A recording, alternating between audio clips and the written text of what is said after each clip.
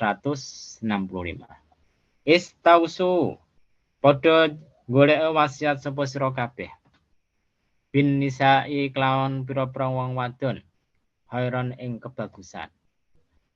Fa innal mar'ata moko stune wong wadon iku khuliqat iku den ciptakake sapa wadon min dila'i a'waj min dila'in a'waja.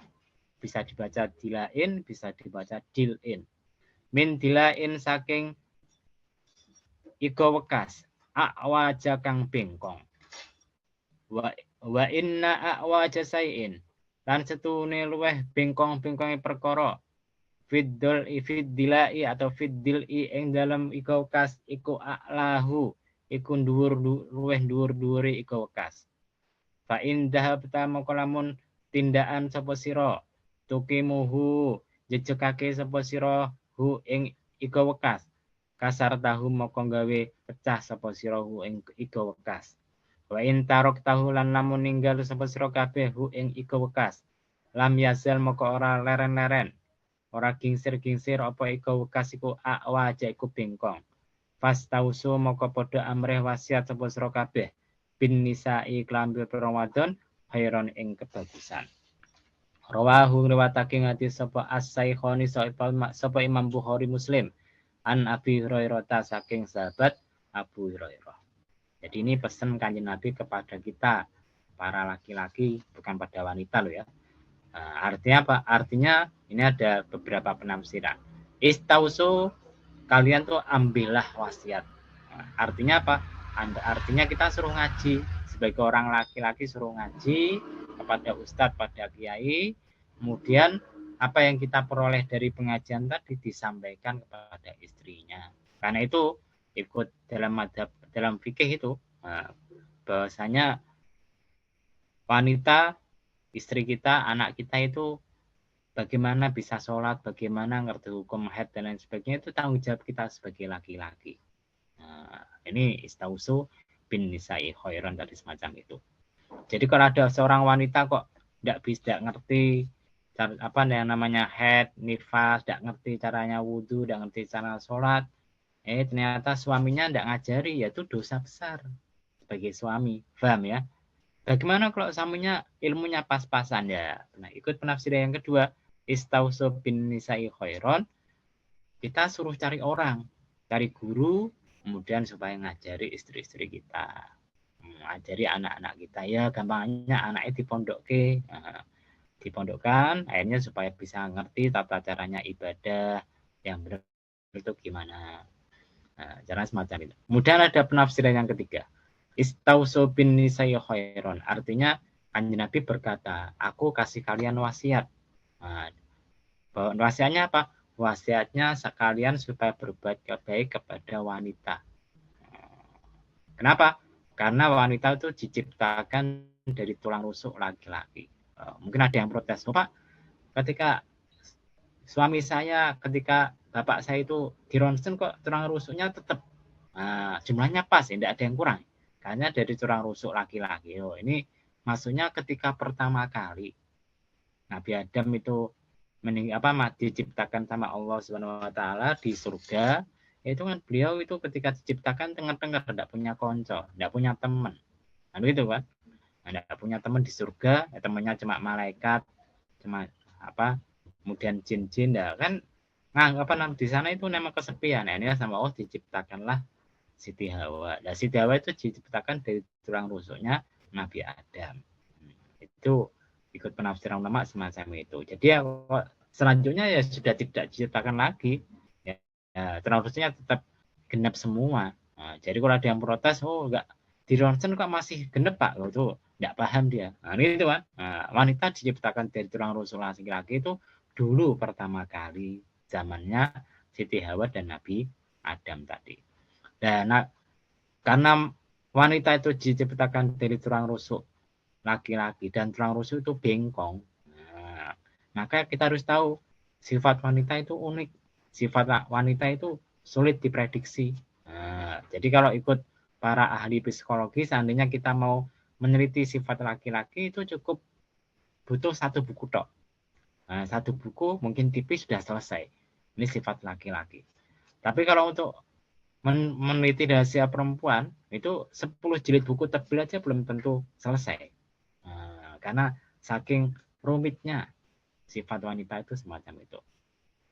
Contoh misalkan kadang-kadang kalau istri kita marah-marah, kemudian kita disuruh pergi, suruh minggat, padahal dalam hati kecilnya kan enggak gitu. Pengen didekati, pengen disayang atau pengen dihibur. Tapi ya kadang kita ya namanya laki-laki itu cuek, kadang ya pergi gitu aja. Karena itu sifat laki-laki itu apa adanya. Kalau sifat perempuan tuh sulit diprediksi, gitu kan, sulit diprediksi. Karena itu banyak ditulis buku tentang rahasia wanita, bagaimana memahaminya. Nah itu, ini kalau Anda playboy ya sering baca semacam itu. Saya kan enggak playboy, jadi enggak sering baca. Nah teruskan. Nah, jadi yang namanya tulang rusuk itu bengkong, karena bengkong itu ya repot, enggak bisa enggak bisa diluruskan. Kok bisa semacam itu? Kalau enggak percaya gini, misalkan Mas Huluk, Anda mau ke pasar atau ke toko, tujuannya itu misalkan beli sepatu, ya langsung datang ke toko sepatu, beli sepatu, nyoba, langsung pulang. Itu laki-laki semacam itu. Tapi coba yang mau beli sepatu itu istrinya Mas Huluk.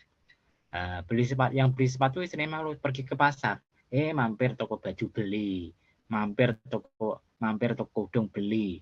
Akhirnya di pasar lupa mau beli sepatu, pulang enggak bawa sepatu, beli macam-macam, sepatunya lupa. Lah itu bengkong masalahnya. Gampang teralihkan, berbeda dengan laki-laki yang pikirannya tuh lurus, pikirannya jejak kan itu. Kemudian Rasulullah mengatakan, wa inna a'wajasain minad dilai atau minad dil'i a'lahu. Maka sesungguhnya perkara yang paling bengkong dari sesuatu itu adalah dari tulang rusuk itu adalah atasnya. Karena itu kalau Anda perhatikan bahwasanya wanita itu bagian yang paling atas itu apa ya? Anggota tubuh yang termasuk bagian atasnya itu mulutnya. Mulut itu. Karena itu banyak wanita yang tidak bisa menjaga mulutnya. Banyak gosip, banyak sambat, banyak ngeluh. Karena itu dulu kan ada anekdot, ada ada pertanyaan lucu. Kenapa kok dunia dalam berita itu perempuannya cuma satu, yang dua laki-laki, mesti semacam itu di TVRI zaman dahulu. Kenapa kok cuma satu ya perempuannya, yang laki-laki dua, perempuannya satu? Kalau yang perempuan dua nanti gosip, nggak jadi baca berita.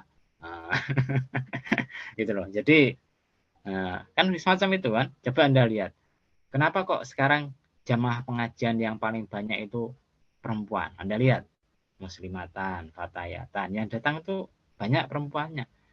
Ya toh.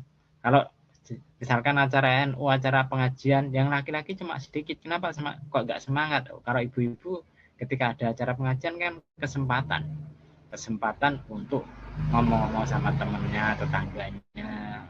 Karena itu ada istilah plesetan, kita habis mau ngadakan mulutan atau muludan.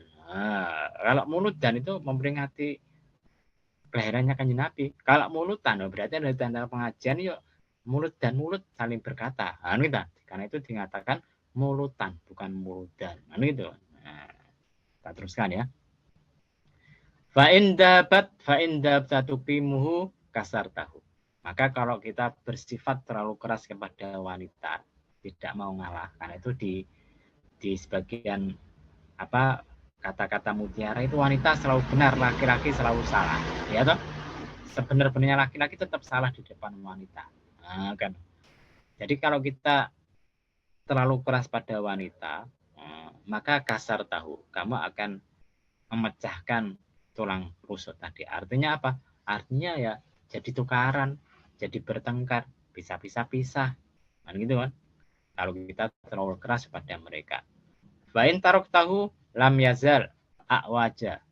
Tapi repotnya kalau kita biarkan, tidak kita nasihati, tidak kita kasih tahu, ya mereka tetap bengkong. Artinya apa? Artinya tidak sesuai dengan jalur agama, tidak sesuai dengan perintah agama. Kenapa? Karena memang wanita diciptakan dengan perangai semacam itu. Jadi kita harus kita harus maklum lah. Jangan terlalu keras pada wanita, tapi jangan terlalu lembek kepada wanita. Ya tengah-tengah lah. Habis keras ya apa namanya kita lembut. Jangan lembut terus. Kalau lembut terus akhirnya diinjak-injak sama wanita. Kan gitu kan. Gitu loh. Jadi ini ngajinya untuk laki-laki. Kalau ngaji di depan wanita nanti marah-marah ya wanita. Oh, ada yang ngaji Mbak Dewi nih ya. Wah repot ini. Ini enten wanita satu Pak. Oh iya. Memang, tapi kan kenyataan. Tidak percaya coba kalau Anda lihat ibu-ibu ke pasar itu. Mesti kalau mau beli sesuatu itu mesti mampirnya kemana-mana. Kadang-kadang tujuan semula itu enggak jadi tambah dapat macam-macam. Mau beli pindang dapatnya tempe tahu tapi pindangnya enggak dapat nanti. Lihat sendiri kan gitu. Makanya itu Rasul mengatakan fastausu bin nisa'i khairon. Maka kalau kamu memberikan wasiat kepada wanita ya harus dengan cara yang baik. Karena itu dalam Al-Qur'an dikatakan bahwasanya apabila seorang wanita itu sedang musus, sedang burek, maka kita disuruh nasihati dulu, domoi baik-baik. Kalau domoi baik-baik tidak bisa, baru kemudian apa? Pisah ranjang, tidak usah tidak usah kumpul tidurnya. Kalau tidak dikumpuli tidurnya kok masih musus, ya barulah yang terakhir kita boleh mukul, tapi mukulnya harus dihindari wajah, tangan, kemudian goiru mubarrihin, artinya tidak menimbulkan bekas luka, tidak loro banget lah, ya mukul-mukul guyon nggak apa-apa, mukul-mukul agak keras sedikit nggak apa-apa. Kan itu repot kita berhadapan dengan wanita itu memang paling merepotkan, kan itu. Rawahu riwayatake wingati sapa as-Saikhoni Imam Bukhari Muslim an Abi Hurairah saking sahabat Abu Hurairah. Artinya jelas sahih.